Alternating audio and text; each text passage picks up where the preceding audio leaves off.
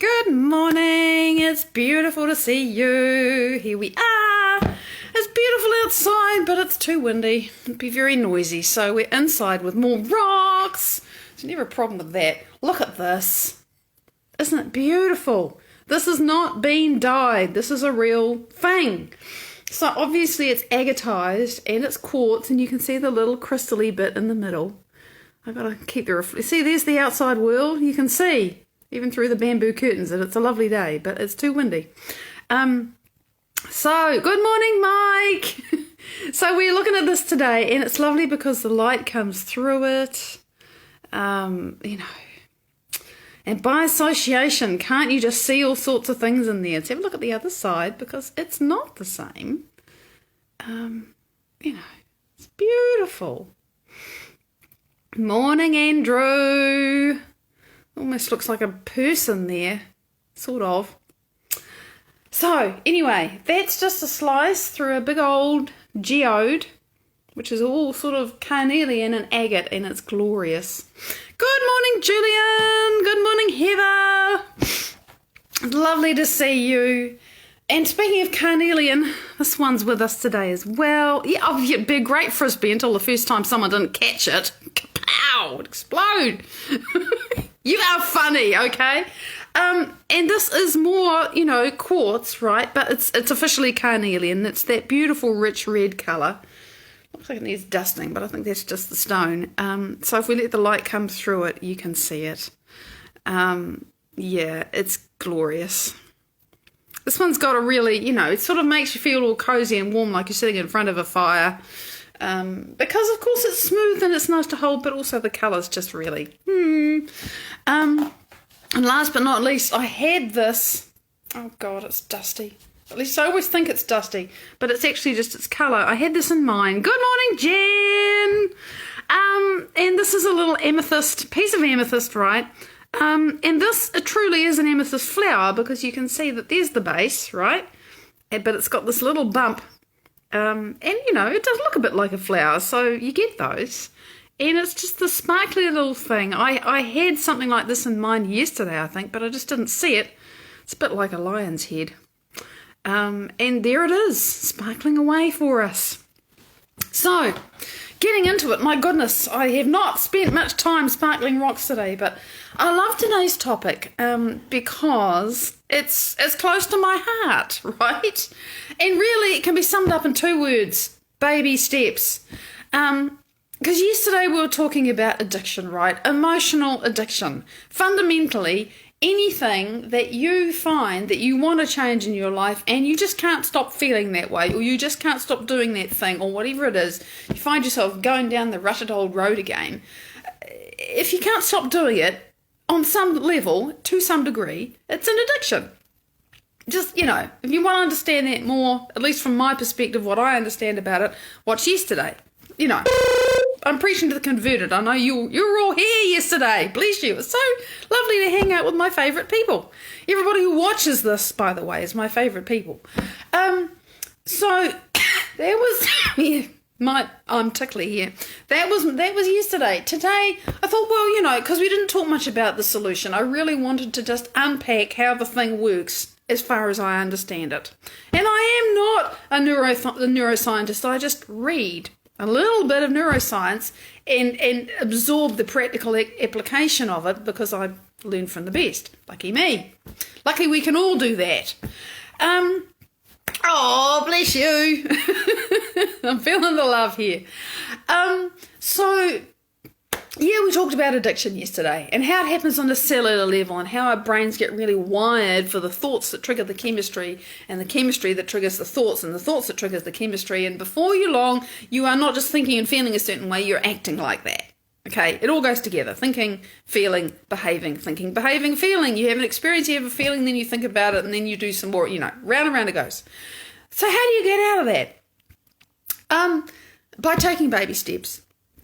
You do gotta have some idea of who you want to become, and sometimes the very choice to start thinking outside of the familiar box of who you're used to being is a really big challenge, because I'm thinking of this beautiful friend of mine that I've known for a little while now, and I'm watching her overcome a lifetime of habitual ways of thinking and being that she no longer wants to be, and her body is very accustomed to that, and there's a whole ton of hardware. And I remember when we first sort of started this dance, and this is just in chat, by the way, I'm not working with her as a client, we're just friends, but I'm always so impressed by the choices she makes, choosing, even when it's hell inside her head, right? Really impressed by the degree of choice and the process of, 2 steps forward, 1 step back. Oh, I fell over, I grazed my knee, but I got to get up again, all of that. And to start with, it was very, very difficult for her to even think about, who do I want to be? Because there was such a mess going on in there. It was so chaotic in her thinking and feeling, and she knew this, but knowing it didn't actually help. It was like, couldn't put a new thought together. And so we were just dancing with ideas. I said, well, what about this? And it's like, I could do that. I could think that. I could imagine that a little bit. I could try to feel that. And I just watch her, doing this and taking these things and playing with them or fighting with them or whatever. And the whole process of very gradually, incrementally exploring new choices. Just that. It engages the frontal lobe, right? Because if your brain's in chaos, then you're in full-on survival, you're running on stress hormones, and the thinking part of the brain is basically turned off. So really that was her first challenge, was to start engaging the thinking, reasoning part of the brain that can actually inhibit all those emotions and automatic and, reactive things, and start making some different choices. First, she had to get that a little bit activated to even start making new choices, to even start thinking new ideas. And even that was a process of baby steps, because it was so hard. And the point is that it was really hard, but she didn't let that stop her. She, over time, began not just to intellectually understand the concept of baby steps and trying things out and falling over and skinning your knee and standing up again, but she started to make progress anyway, right in the middle of immense internal flip-flops. I'm winning, I'm losing, I feel good, I feel bad, there's shit happening in my life. Oh, that's really nice, that was really cool. Oh, there's shit, complete contrast, huge roller coaster ride. But all the same, the continuing choice to stretch outside of what I know to something different, even if I can barely imagine it, let alone start to think, well, who would I be if it was like that for me? Just the process of continually, I don't want to use trying, but continually saying, come on, brain, fire in new ways, go for a new sequence, go for a new combination, go for a new pattern of neurons firing instead of the really old, entrenched whatever. Eventually, it starts to change. And for some people, it takes enormous will. And for some people, it happens really fast. Just depends who you are and what's going on in your life. But the principle underneath it is the same thing. You, at some stage, have to recognise, I'm in this rut, it's habitual, my body is doing it for me, and the longer it's been doing it for me, the more challenging, let's be honest, it's going to be to change that, but I got to start somewhere. So what can I do? What tiny little incremental thing can I do right now to have some kind of attempt at creating change? Not even saying to create some kind of change. That might be too hard. Hell, you might not even know. You might make 10 failures before the 11th attempt you get some success. Edison, the light bulb, 1,000 failures. So every time learning, right, getting feedback. Oh, that didn't work. A little hint of something that might be interesting over there. We better follow that. Just like a baby learning to walk, all kinds of weird things with arms and legs before they figure it out. This is the process of learning. And so, baby steps, small experiments, and realizing that the choice to do the experiment to be the scientist in your life, as Joe Dispenza says. And it took me a while to realise that, to let your life be a laboratory, to think, well, shit, I don't know. I'm trying to invent a light bulb here. No one's done it before, especially not me. But can I just put some things on the workbench and try to assemble them and have a go and see what feedback I get? So we stop being so focused on, oh, I've got to get there. I've got to get better, whatever that actually is. And, by the time you find out whatever being better is, it's usually 500,000 miles away from whatever you thought it was at the time. Hi, Robin! It just, things morph and change as we grow. And so if you get fixated on the fact that I've done this and I've done that and I haven't got the result that I wanted, then you're always going to be looking at your failure and what you can't do and, and how much pain you're still feeling and how much is wrong and not working. And we all know what that feels like. But if you can realise that the choice, the exercising your will to make a different choice, to try something different, to explore something different, to look at the feedback that you get from your environment, from the world around you, from yourself, when you make that new little choice, or maybe a new huge choice. Sometimes people are ready to jump off a cliff and discover that they can fly. Whatever degree of choice it is, but today I'm talking about baby steps. Just the act of making the choice, that's the biggest thing.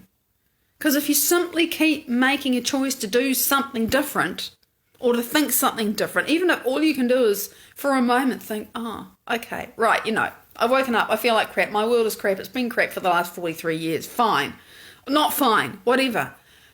Okay, just for the moment, before it descends on me and I'm buried in it for the rest of the day, can I imagine, I don't know, feeling a little peace? And if I can just imagine, even just visualize the word, because, or I don't know, imagine a peaceful scene or do something to put your attention on something else. It is really that simple. And what we think is because it's simple that it isn't profound. But as soon as you start putting your attention on something else, you're not running the same program of I feel like crap and my life is crap and I've done all these things to try and change it, You're instead getting your brain to fire in new ways, to put new things together that you can then start to explore. And again, oh God, right, yeah, but I just opened my eyes and my whole world's still out there. Yeah, it is. But can you now just, you've opened your eyes. Can you now imagine that feeling that a little bit that went with that scene that you just created in your mind briefly, thinking of a peaceful moment? And when you had your eyes closed and you were thinking of the beach and the sunset and it's warm and you've had a good meal and there are lovely people with you or whatever it is, see, all of this stuff just comes flying out of my head now because I've done it. I've got better at it. But can you then, with your eyes open, still feel the feeling in your body just for a moment? Because even if you can do it just for a moment, you've made a change.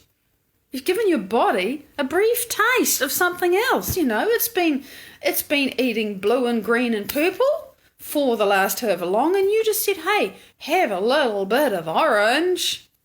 And the body goes, I don't really like orange. It feels weird. No. Give me blue and green and purple. I'm used to that. But if you keep, it's like trying to teach a child to eating new food. It's not familiar. And, of course, the whole thing of putting something new in your mouth, it could kill you. That's the evolutionary thing. That's why, the tongue has this massive real estate in the brain because it's survival. If it doesn't taste good, it's probably going to hurt me. Also, if it doesn't taste familiar, well, I don't know. It might hurt me.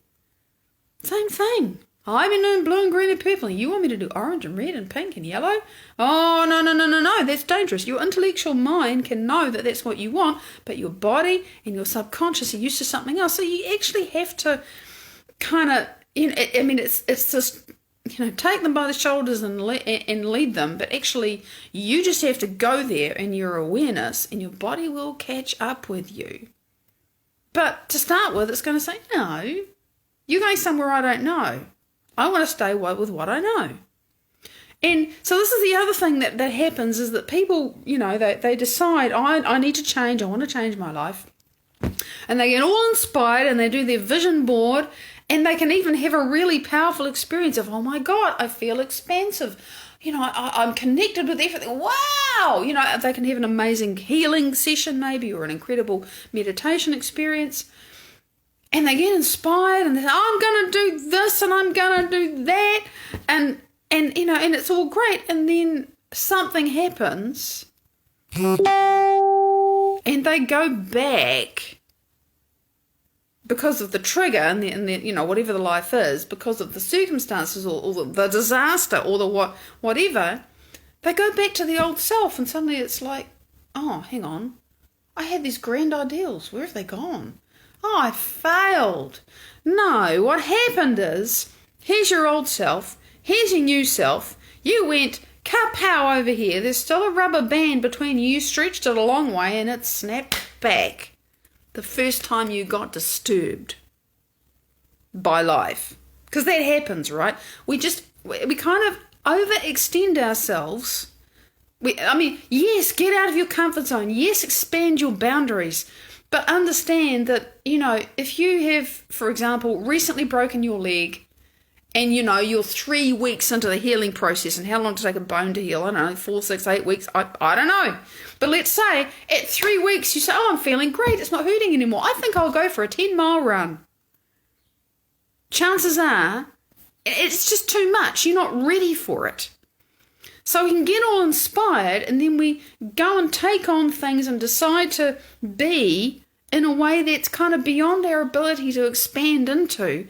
And step by step, it actually takes a lot more respect for yourself and a lot more paying attention to the dance of, oh, I can expand into this, and I can do this sustainably, and I can push a little bit into that because I can do that sustainably. And that thing there is really attractive, and I'd love to be able to do that. But I know that if I go there, I'm going to start feeling fear. I'm going to start feeling overwhelmed. I'm going to start feeling like it's too much. And that will send me back into my old survival state. And then the whole thing is going to sort of crash around my ears for a while.